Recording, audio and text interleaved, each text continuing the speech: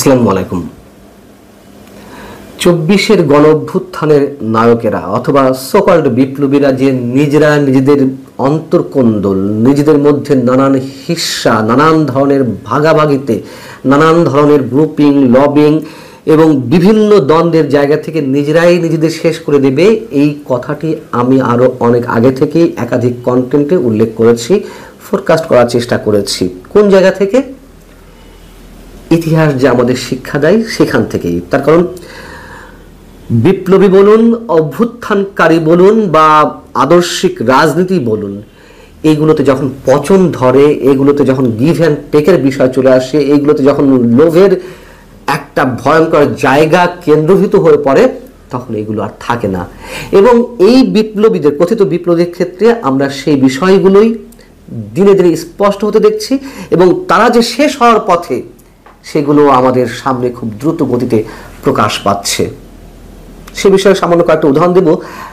অন্যদিক থেকেও আমরা এই বিষয়টা আলোচনা নিয়ে আসতে পারি। মাত্র একদিন আগে বাংলা ভিশনে স্থানীয় সরকার বিষয়ক উপদেষ্টা আসিফ মাহমুদ সজীব ভুঁইয়া কিংবা তার বাবা বিল্লাল হোসেনকে নিয়ে যে দীর্ঘ অনুসন্ধানমূলক প্রতিবেদন প্রচারিত হলো, সেটি নিয়েও আমরা বর্তমান সময়ের রাজনীতি, কথিত বিপ্লবীদের লোভাতুর বা লোভনীয় টার্গেট এবং গণমাধ্যমের চারিত্রিক বৈশিষ্ট্য নিয়ে একই সঙ্গে আলোচনা করতে পারি। বাংলা বিষয়ে যে দীর্ঘ প্রতিবেদনটি প্রকাশিত হয়েছে, আপনারা জানেন এর মধ্যে তুমুল হইচই ফেলেছে, রাজনৈতিক অঙ্গনেও যথেষ্ট সাড়া ফেলেছে। বিশেষ করে এই প্রতিবেদনটি আসিফ মাহমুদ সজীব ভুঁইয়া এবং তার বাবাকে কেন্দ্র করেই করা। এবং এই প্রতিবেদনের মূল উপযোগ্যটা কি তাও আপনারা জানেন। যে ছোট করে বলি যে কুমিল্লা মুরাদনগরে গত কয়েকদিন আগে মাদক ব্যবসার অভিযোগে একই পরিবারের 3 সদস্যকে যে হত্যা করা হলো, তারাও স্থানীয় রাজনীতির বলি, যেখানে আসিফ মাহমুদ সজীব ভুঁইয়ার ক্ষমতার দাপট কিংবা তার রাজনীতি জড়িয়ে রয়েছে। অবশ্যই এর সাথে স্থানীয় বিএনপি রাজনীতি জড়িয়ে রয়েছে। পাশাপাশি আকুবপুর ইয়াকুব আলী ভুঁইয়া উচ্চ বিদ্যালয়ের সহকারী প্রধান শিক্ষিকা শিখা রানীকে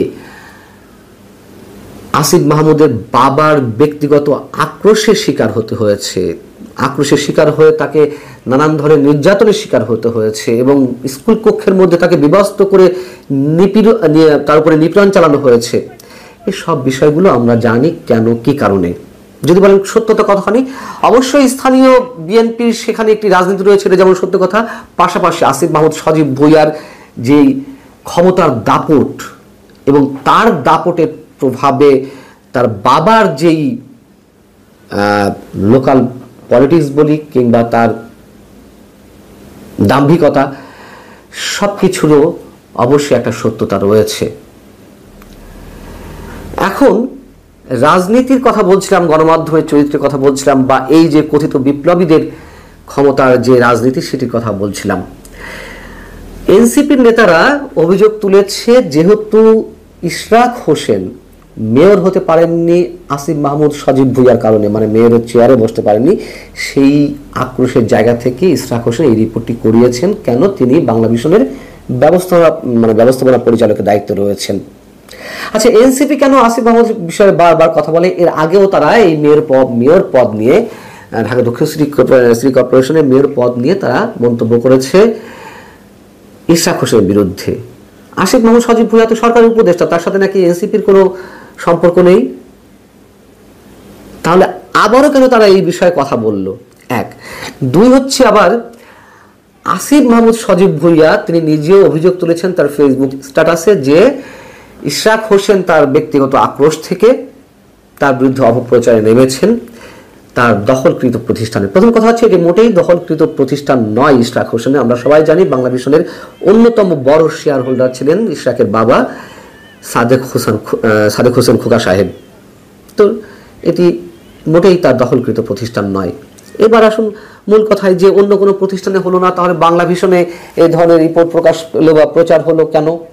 খুবই সহজ কথা, অন্য কোনো প্রতিষ্ঠানে হচ্ছে না। বাংলাদেশের গণমাধ্যমের চরিত্র এটি, হয় সরকারের রক্তচক্ষুর ভয়ে তারা করে না, অথবা সেলফ সেন্সরশিপের মধ্যে চলে যায় তারা দালালির একটা জায়গা থেকে, তাবেদারির জায়গা থেকে। সে বিষয়টি আমরা দেখছি। হাতে গোনা 2-1টি গণমাধ্যম ছাড়া সবাই এই ক্যাটাগরির বা এই শ্রেণীতেই পড়ে। এবং ক্ষমতা কেন্দ্রিক রাজনীতির যে অপব্যবহার, ক্ষমতার দাপটের যে বহিঃপ্রকাশ আমরা এই সো কল্ড বিপ্লবীদের রাজনীতিতেও দেখছি। অনেক বিষয় একই সঙ্গে আলোচনা করা যায়।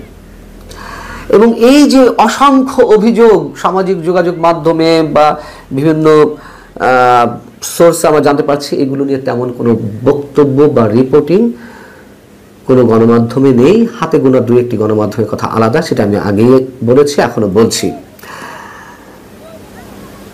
অন্যান্য বিষয়ে যদি আমরা দু একটি আলোচনা নিয়ে আসি, সাম্প্রতিক সময়েরই বিষয়গুলো, যেমন মাহফুজ আলম অন্যতম কথিত বিপ্লবী, তার বিরুদ্ধে অস্ট্রেলিয়াতে তার ভাই মাহবুব আলম মাহিরের অ্যাকাউন্টে সন্দেহজনক লেনদেন বা 2 কোটি টাকার চেকের লেনদেন, এরকম নানান ধরনের বিষয় সামাজিক যোগাযোগ মাধ্যমে উঠে এসেছে।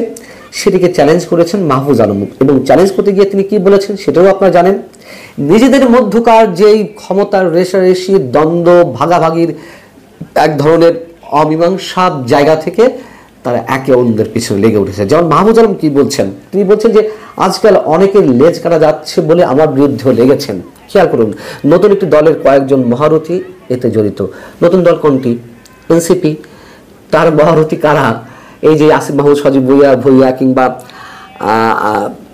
নাহিদ ইসলাম অথবা সার্জিস আলম, হাসনাত আবদুল্লাহ কিংবা নাসিরুদ্দিন পাটোয়ারি, এরাই তো। এবং আপনাদের মনে থাকার কথা, এই যে এনসিপি বা জাতীয় নাগরিক পার্টির একটি বড় পদে বা শীর্ষ পদে মাহফুজ আলম বসাতে চেয়েছিলেন তার নিজের বড় ভাই মাহবুব আলমকে, তিনি কিন্তু পারেননি। এবং নিজেদের মধ্যে যে একটা চরম দ্বন্দ্ব শুরু হয়ে গেছে, এটাও আমরা বুঝতে পারছি, যার জায়গা থেকে তিনি এই মন্তব্য করেছেন। এবং তিনি বলছেন সব সত্যই প্রকাশ পাবে। একটা সার্কেলের প্রায় সবাই যখন দুর্নীতিগ্রস্ত, একজন কোনো টাকা ধরছে না বা দুর্নীতি করছে না, এটা কার সহ্য হবে? অর্থাৎ এনসিপির আর যে নেতারা রয়েছেন তারা সবাই দুর্নীতিগ্রস্ত, এবং তারা যে সবাই দুর্নীতিগ্রস্ত এরকম নানান ধরনের অভিযোগ তো আমরা পাচ্ছি, কেউ তো রেহাই পাচ্ছেন না। সার্জিস আলম, হাসান আবদুল্লাহ কিংবা নাহিদ ইসলাম মন্ত্রী থাকা অবস্থায় তার এপিএস এর যে দুর্নীতি, অথবা আর যারা রয়েছেন সবার বিরুদ্ধে তো কম বেশি অভিযোগ উঠছে এনসিপির অন্যান্য পর্যায়ের নেতাদের বিরুদ্ধে। সো সেই জায়গা থেকে মাহফুজ আলমের বিরুদ্ধে দুর্নীতির অভিযোগটি প্রথম এলো, এবং এটিকে তিনি মিন করেছেন যে তার বিরুদ্ধে কেউ লেগেছে। হ্যাঁ, আমরা মাহফুজ আলমের বিরুদ্ধে বা আমি ব্যক্তিগতভাবে মাহফুজ আলমের আদর্শিক জায়গা থেকে অনেক ধরনের প্রশ্ন তুলেছি, অনেক বড় বড় প্রশ্ন তুলেছি। তবে দুর্নীতি এই জায়গাটিতে সম্ভবত আমরা সার্টিফিকেট দিতে চাই না, তো এখনো পর্যন্ত তেমন সুনির্দিষ্ট কিছু পাওয়া যায়নি। মাত্র একদিন আগে যে বিষয়টি ভাইরাল হয়েছে সামাজিক যোগাযোগ মাধ্যমে, তার মানে অস্ট্রেলিয়াতে সিডনিতে তার বড় ভাইয়ের অ্যাকাউন্টে এই কোটি টাকার যে লেনদেন, সেটি ছাড়া আর কোনো অভিযোগ এখনো পায়নি। তবে তিনি যে প্রসঙ্গটি তুলেছেন সেটি আমাদের ধর্তব্য বিষয়, এবং তিনি সেখানে বলছেন আমার নিকৃষ্ট শত্রুরাও গত 12 মাসে আমার বিরুদ্ধে সব অভিযোগ করলেও দুর্নীতি বা আর্থিক অসঙ্গতির কোনো অভিযোগ করেনি। একটি নতুন দলের মহারথীদের অনেক অসুবিধা হচ্ছে তাতে। এবং তিনি যখন এই পোস্টটি ফার্স্ট দিলেন, তার পরবর্তীতে আবার খানিকটা অংশ এডিট করেছেন। এই যে বিশেষ দলের কিছু দুর্নীতিবাজ লোকের কথা তিনি উল্লেখ করেছেন, এবং নিজেদের মধ্যে যে মধ্যকার যে দ্বন্দ্ব সংঘাত সেগুলো তিনি তুলে ধরেছেন, সেই জায়গাগুলো আবার তিনি এডিট করে আবার বলছেন কয়েকটা বাক্য নিয়ে অযথাই জল ঘোলা হচ্ছে, তাই এডিট করে দিলাম। এখন এনসিপি নেতাদের বিরুদ্ধে তদবির বাণিজ্য, মামলা বাণিজ্য, নিয়োগ বাণিজ্য, ঘুষ বাণিজ্য, দুর্নীতি, পদবি নিয়ে দ্বন্দ্ব, মারামারি, সংঘর্ষ, এগুলো তো আমরা গত 11 মাসে ক্লান্ত হয়ে গেছি দেখতে দেখতে। এগুলো তো আর অভিযোগের পর্যায়ে নেই, তাই না? এবং সর্বশেষ পর্যায়ে এনসিপির একজন নেতা রিয়াদ, তিনি যে চাঁদাবাজি করতে গিয়ে আটক হলেন। উমুয়া ফাতেমা বৈষম্য বিরোধী ছাত্র আন্দোলনের মধ্যে কি চলছে সেগুলো তিনি তুলে ধরেছেন প্রকাশ্যে। অতএব গণ অভ্যুত্থানের নায়কেরা লণ্ডভণ্ড হতে চলেছেন, তারা সাধারণ মানুষের মধ্যে সম্ভবত আর মানে খুব বেশি দিনের জন্য কোনো ধরনের কোনো গ্রহণযোগ্যতা ধরে রাখতে পারবে না। এটি আমাদের ধারণা এবং এটি ইতিহাসের শিক্ষা।